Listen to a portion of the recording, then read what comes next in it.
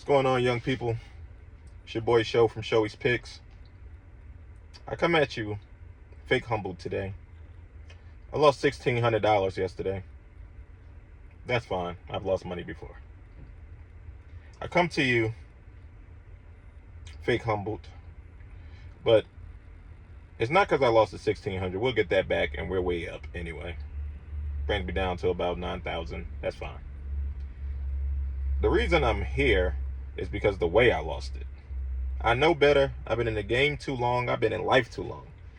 And it triggered a story time where I wanted to share with y'all. This is a good time to share a message of how important it is to be disciplined in all facets of life, but definitely in this. You can't get emotional. A big part of making money, period, but especially in this field, is discipline. And it could ruin your day. When you go a big chunk or you do whatever, it's kind of it's synonymous with bad friendships or bad relationships or anything, problems in your family. Stuff you know better. You know better. You've learned these lessons. But if you don't control your emotions, it can happen to any of us. You start chasing it. You could have a girlfriend that showed you time and time again what kind of person she is. You could have a wife and you gambled on this person. And you did this and you did that and you did that. And you kept putting more money, more money, more money. And you losing. And then boom, a big loss. And then you sit there and you was like, that was a dumb bet. That was stupid. Of course I was going to lose. Friendships, whatever the case may be, putting stock or, whatever, getting behind the wrong person, whatever.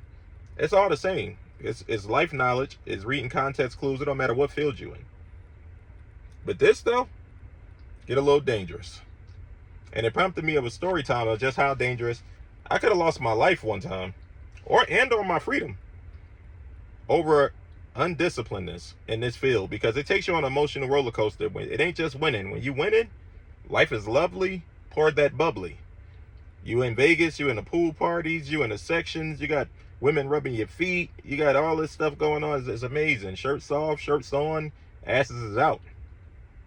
When you lose, you assed out. So here's the thing.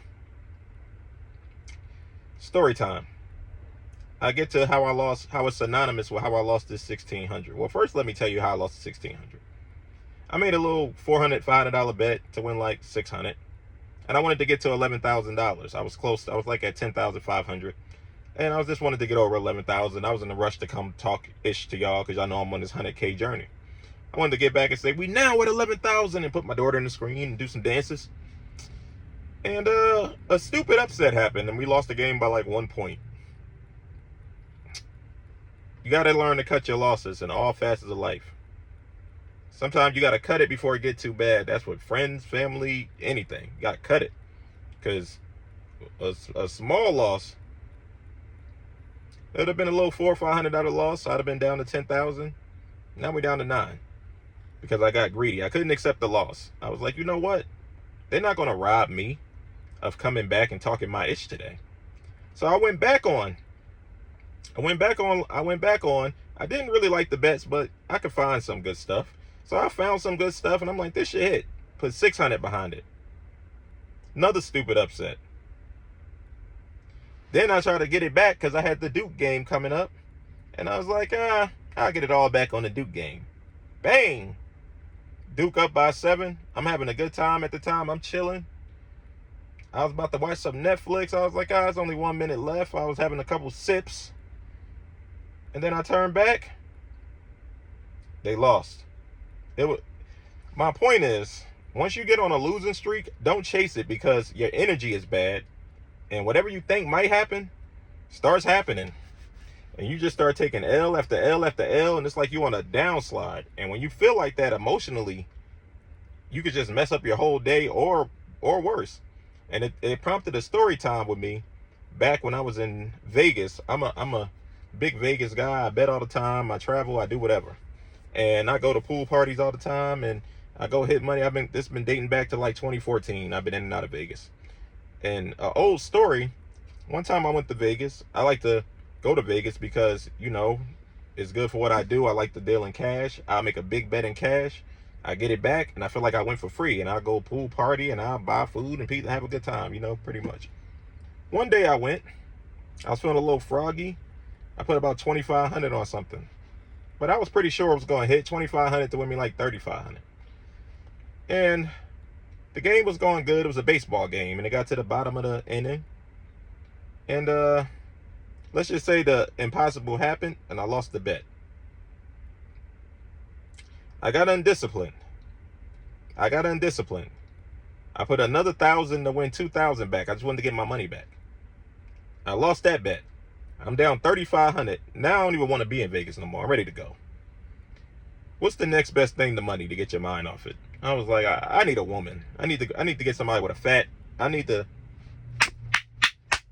get over this, because my life, I feel like I'm ready to do something violent at this point, and I need to get over this. So I'm like, man, what am I gonna do? I goes on an old site. This is old story because I went on POF. Who gives a damn about POF? All the sites to get some women. So I goes on POF, and long story short, like instantly, like Satan was on my side. It's a nice, decent woman, not to show me the Grace caliber. She had a nice little thing, a little chocolate thing. It was nice. It was decent. It was good enough to get my stress off. And it was late. So I hit the girl up. I know anything come too easy ain't good. Like, either I'm getting set up or you got something or whatever. It just wasn't good. It came way too easy. I literally said one thing. The girl said, "What you doing? Here's my number." She called me. "Hey, I get off work at this time. You should come to my house." We ain't have a conversation. I ain't get to show her my charismatic gifts. I didn't tell her my name. And I don't even go to people's house if I'm doing something like that. I'll be in a nice hotel with security. You can't get to me. You won't know where I'm at. And I always got that thing with me. Today, I didn't have that thing with me. I really didn't. So, in a weird twist of fate, I don't have the thing with me. And the girl tells me to come to her house. I swear on a stack of Bibles, I tell this girl, I know that you're probably setting me up and trying to kill me. I was like, but I'm having a bad day, and death don't seem that bad, and you won't make it out of here. So I'm coming. She's like, "Oh, shut up. Ain't nobody trying to set you up, blah, blah, blah, blah.